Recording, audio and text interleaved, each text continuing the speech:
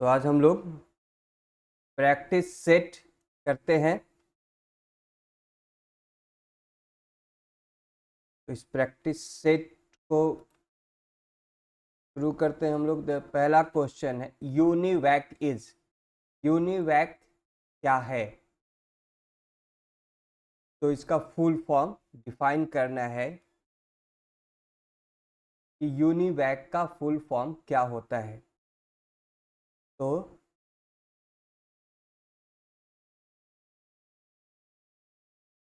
UNIVAC का full form होता है, यहाँ पे जैसे चार ऑप्शन है: universal automatic computer, universal array computer, unique automatic computer और अनवैल्यूड ऑटोमेटिक कंप्यूटर।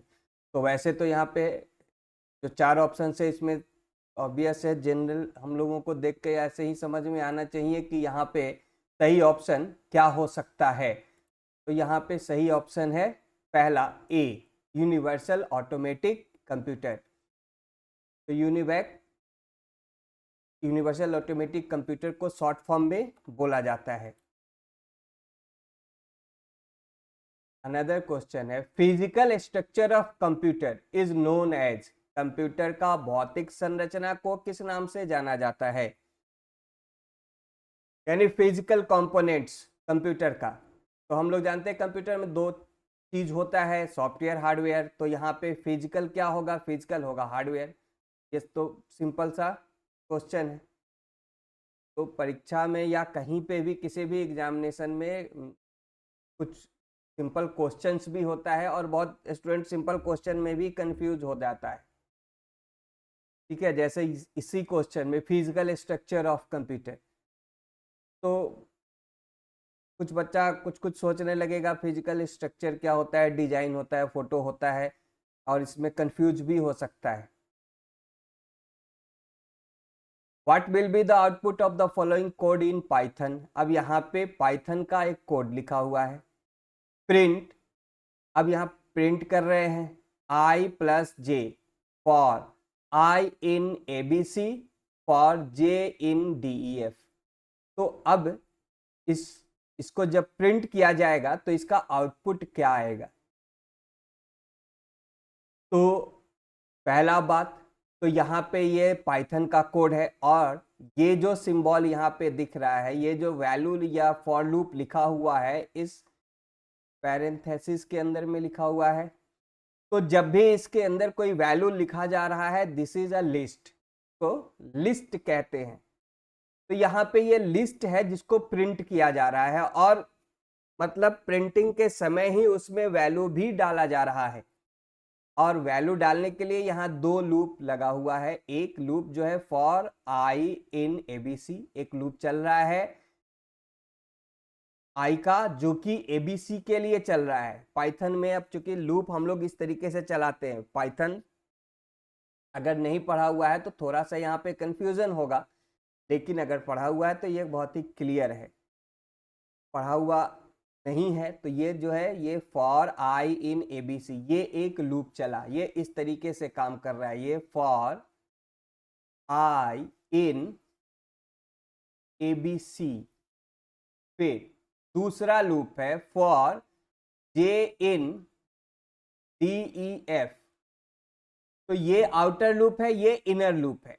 तो ये जो आउटर लूप है आई का, ये चलेगा ABC तीन वैल्यू के लिए। तो सबसे पहले आई में जाएगा A, फिर ये लूप शुरू होगा। तो ये लूप शुरू होगा तो इस लूप में सबसे पहले J में जाएगा D, तो J में वैल्यू जाएगा D और I में वैल्यू है A। अब यहां क्या हो रहा है, यहां I प्लस जे किया जा रहा है, I और J को ऐड किया जा रहा है और उसको लिस्ट में स्टोर भी कर रहे हैं साथ ही साथ। तो यहाँ पे लिस्ट में क्या जा रहा है, I प्लस जे यानी कि AD। इसी तरह से फिर ये J का लूप पूरा का पूरा कंप्लीट होगा। इस तरीके से तो देख लेते हैं ये लिस्ट कैसे चल रहा है, ये सॉरी लूप कैसे काम कर रहा है। तो यहां पे जो लूप चल रहा है for I in A B C colon यहां दिया जाएगा पाइथन में। फिर ये लूप चल रहा है for J in D E F और फिर यहां कोलन आएगा। और हो क्या रहा है कि एक लिस्ट वेरिएबल में हम लोग ऐड कर रहे हैं किसको, ये सपोज कोई लिस्ट वेरिएबल है i प्लस जे को। तो सबसे पहले i में क्या वैल्यू आ रहा है, i में वैल्यू आ रहा है a एंड अब ये इनर लूप पे आ रहा है प्रोग्राम, तो इनर लूप में j में सबसे पहले जाएगा d। तो हो क्या रहा है a plus D, a plus D, A D को l में लिस्ट में रख लिया गया। अब फिर ये j का लूप आगे बढ़ेगा, अब j में वैल्यू आएगा e और i में अभी भी a ही है, तो यहां पे ऐड क्या होगा a प्लस ई, ए ई। फिर j में वैल्यू जाएगा अब क्या f और i में अभी भी a ही है, तो यहां पे ऐड क्या होगा a प्लस f यानी af। अब j का लूप ब्रेक करेगा और फिर i का लूप आगे बढ़ेगा। अब i में वैल्यू आएगा b, i में अब वैल्यू आएगा b और j कहां से शुरू होगा, j फिर से शुरू हो जाएगा d से।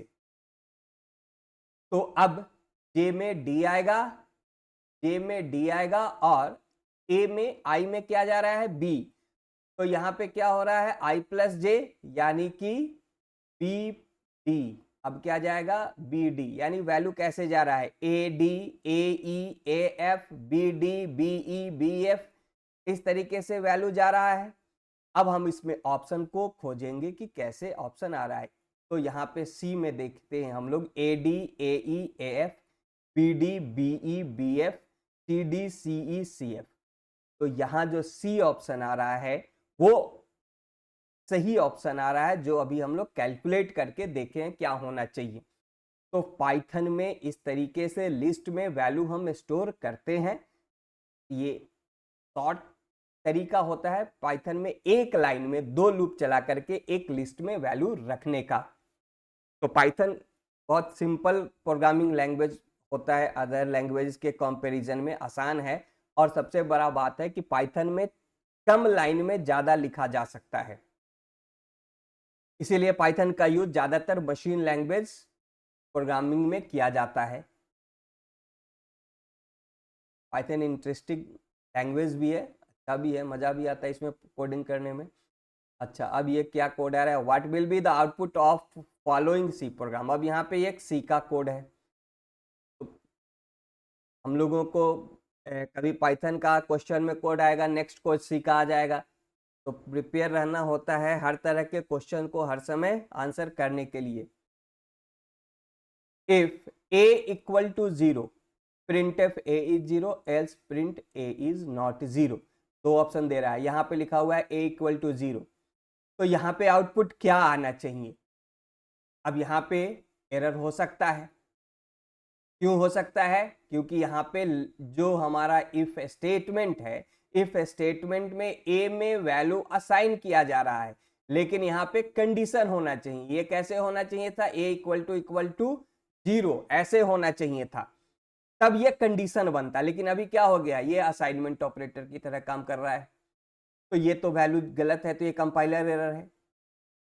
नहीं, यहाँ पे कंपाइलर एरर नहीं आएगा। यहाँ पे क्या हो रहा है, a इक्वल टू 0, a में 0 रखा गया, तो अब ये लूप कैसे काम करेगा, कंडीशन a, इफ a मतलब इफ 0, तो अगर यहां इफ 0 लिखा है इसका मतलब है फॉल्स।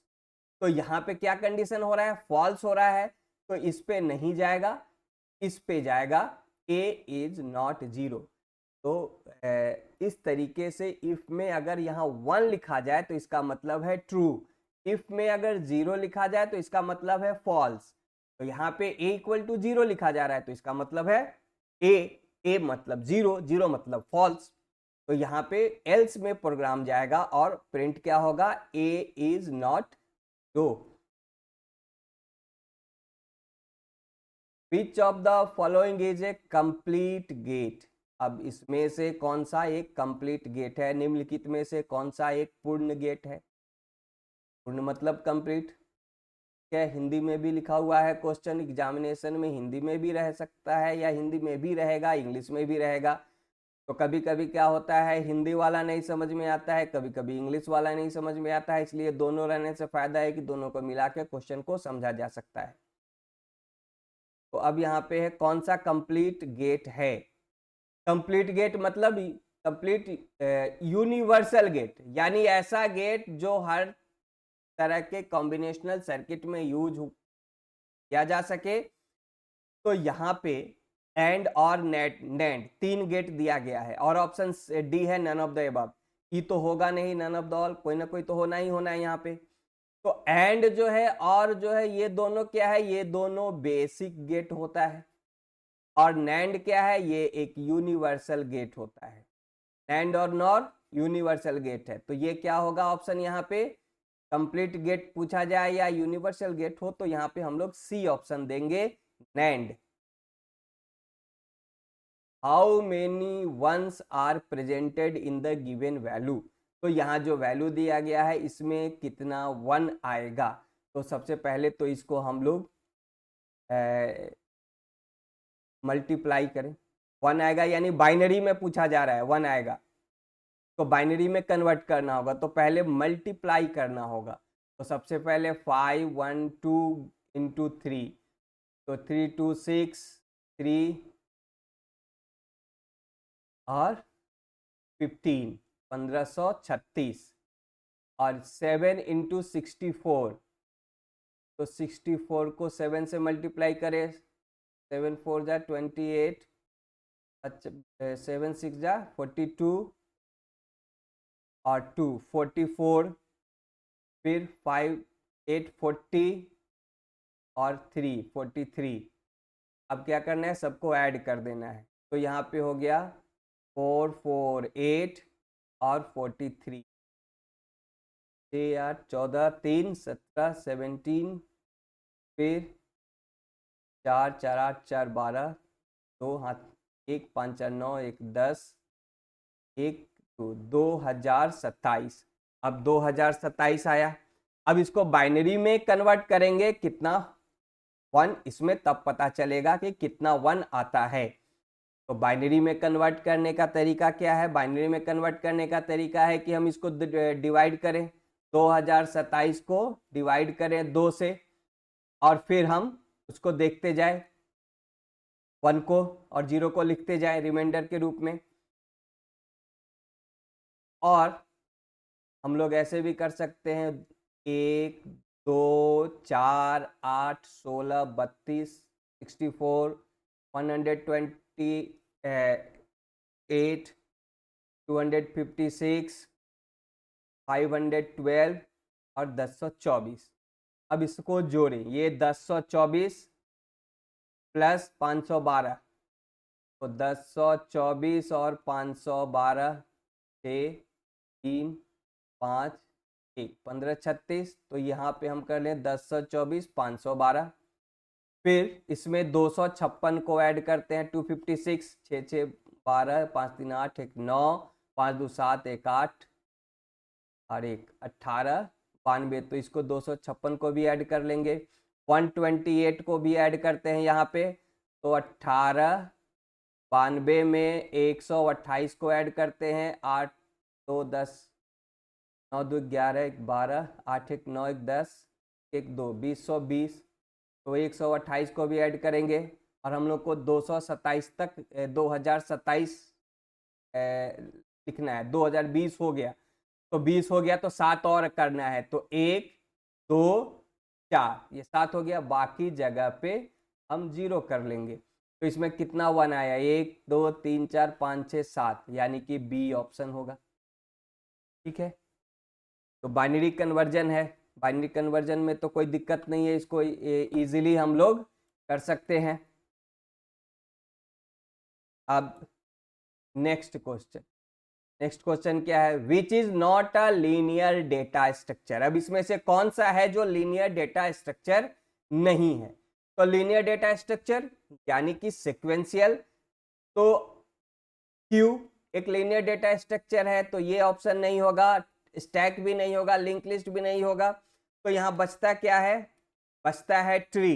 तो ट्री जो है वो नॉन लीनियर डेटा स्ट्रक्चर का पार्ट होता है, क्योंकि यहाँ पे जो वैल्यू रखा जाता है वो सिक्वेंशियली नहीं होता है, वैल्यू उसके प्रॉपर्टी के अकॉर्डिंग स्टोर होता है। तो यहाँ पे डी हमारा ऑप्शन होगा, tree. C in and C out in C plus plus are. C in और सी आउट क्या है? कीवर्ड्स है, ऑब्जेक्ट्स है, फंक्शंस है, या कोई कुछ भी नहीं इनमें से। तो हम लोग जानते हैं कि सी प्लस प्लस से हम ऑब्जेक्ट ओरिएंटेड पे काम शुरू करते हैं। तो सी इन और सी आउट ये इनपुट और आउटपुट के लिए यूज किया जाता है। और ये है क्या? C in is the object of I stream class and C out is the object of O stream class. तो ये दोनों क्या हुआ? दोनों ऑब्जेक्ट्स है आई स्ट्रीम और ओ स्ट्रीम क्लास का। तो यहां पे हमारा ऑप्शन बी होगा। The I stream and O stream are. अब उसी से रिलेटेड अगला क्वेश्चन है, I stream and O stream क्या है? ऑब्वियस है कि दोनों क्लास है। जब अभी हम लोग देख रहे हैं कि इसका इनपुट आउटपुट है, तो ये क्या होगा? क्लास होगा।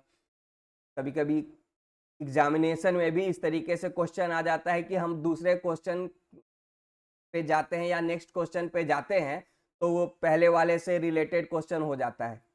तो यहाँ पे क्या है? I stream and O stream are classes for input and output. An array can passed in a function in C language through। array में के फंक्शन में फंक्शन में सी में एरे किस तरह से पास होता है?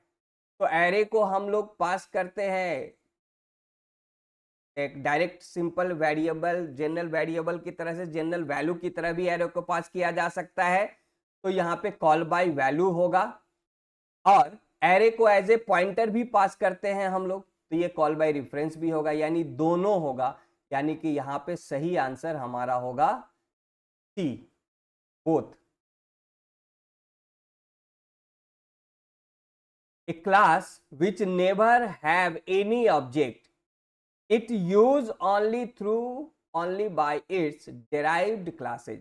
यानी कोई ऐसा क्लास है, अगर हम ऑब्जेक्ट ओरिएंटेड प्रोग्रामिंग में काम करते हैं और वहां पे कोई ऐसा क्लास हो जिसका कभी हम ऑब्जेक्ट डिफाइन नहीं कर रहे हैं, उसका यूज सिर्फ उसके सब क्लास से किया जा रहा है, तो वैसे क्लास को क्या बोलेंगे?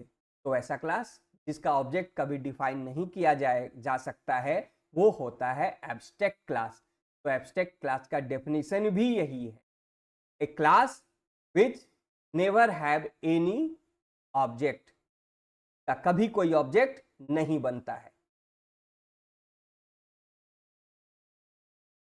Which technique is used for a single job could not keep both the CPU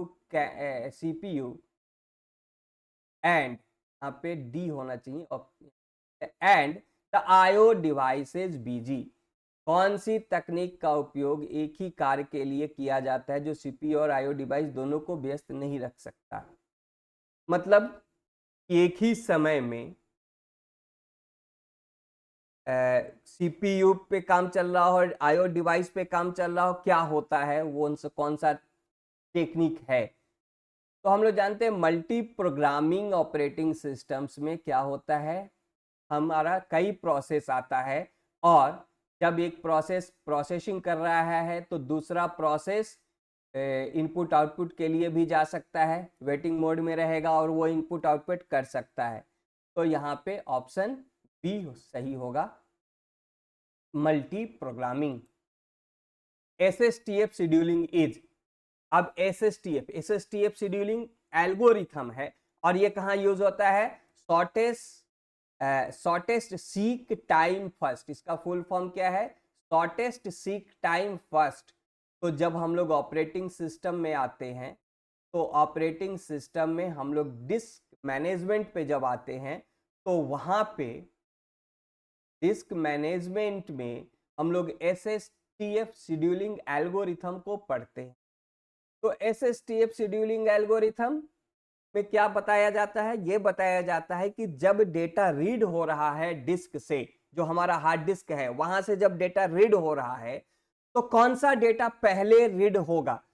तो जो रीडिंग लेंस है, जो हमारा डिस्क जो होता है वो सर्कुलर इस तरीके से सर्किल है और यहाँ पे एक रीडिंग लेंस लगा हुआ होता है और ये डिस्क मूव करता रहता है और रीडिंग लेंस डेटा को 1 बाय 1 रीड करता रहता है। तो जो रीडिंग लेंस है, एक डेटा यहाँ पे है, एक डेटा यहाँ पे है। अब रीडिंग लेंस के जो नजदीकी डेटा होगा वो पहले उसको रीड करेगा, तो इस डेटा को पहले रीड करेगा, बाद में इसको रीड करेगा।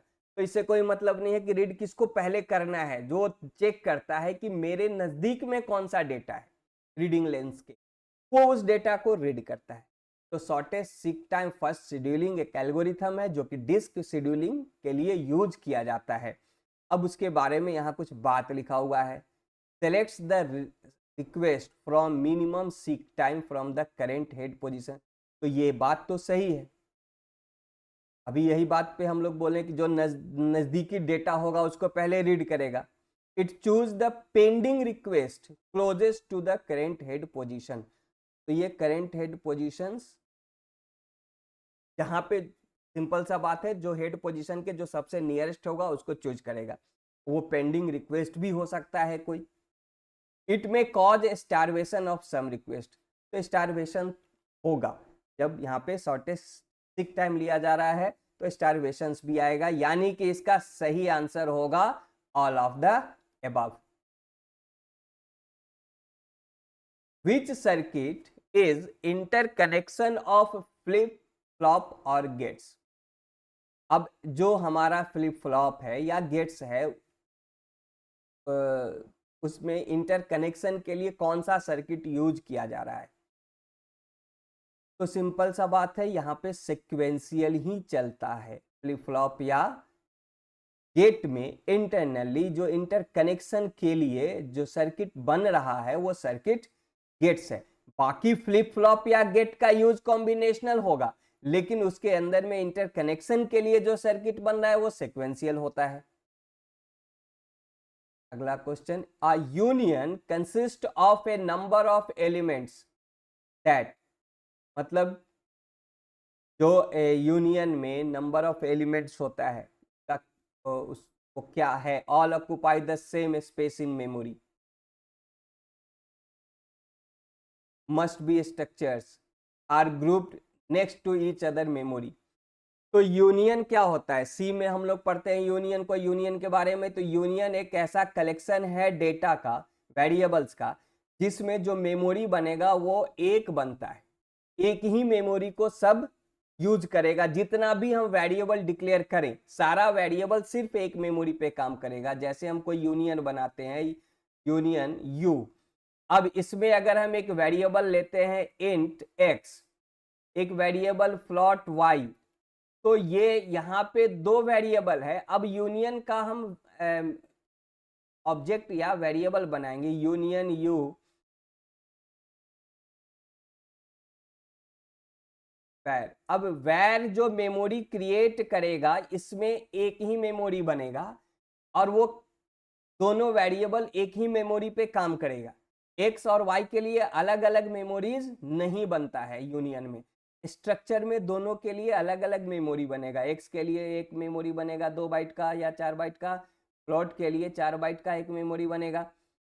बट यूनियन में एक ही मेमोरी होगा और उसी पे दोनों काम करेंगे। तो जैसे यहाँ पे दो वेरिएबल है इंट और फ्लोट, तो फ्लोट एक बड़ा वेरिएबल का मेमोरी है, एक लार्ज मेमोरी पे काम करता है, तो फ्लोट का मेमोरी बनेगा वाई का, और इसी पे एक्स का वैल्यू भी रहेगा और वाई का भी आएगा। एक साथ दोनों कभी नहीं आएगा, एक बार एक्स का आएगा या वाई का आएगा एक बार में। तो कोई एक वैल्यू हम रखते हैं यूनियन पे, अगर हम कितना भी वेरिएबल बनाए मेमोरी एक बनता है। तो यहाँ पे ऑप्शन ए सही होगा, all occupy the same space in memory.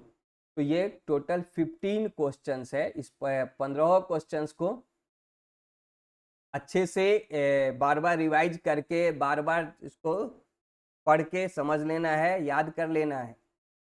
बहुत इंपॉर्टेंट क्वेश्चंस है।